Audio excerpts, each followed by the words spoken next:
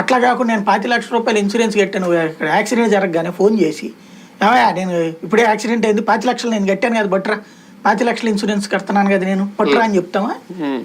ప్రాక్టికల్గా యాక్సిడెంట్ లాంటిదే కదా ఇది కూడా.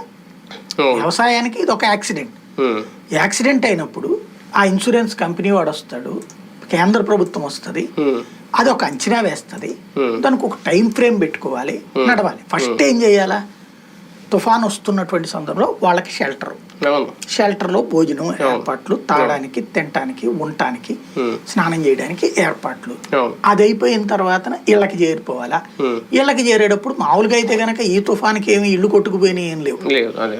అట్లాంటప్పుడు సామాన్లు ఇవ్వక్కర్లేదు. నేను అనేది సామాన్లు కూడా ఇచ్చి పంపించారు కదా వీళ్ళకి, ఒక నెల రోజులకి సరిపడా. ఇది ఫస్ట్ ప్రాసెస్.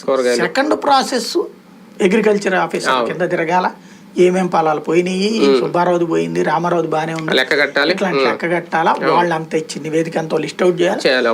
కేంద్ర ప్రభుత్వం వస్తే ఎంత అడిగింది? 3,711 కోట్లు అడిగింది.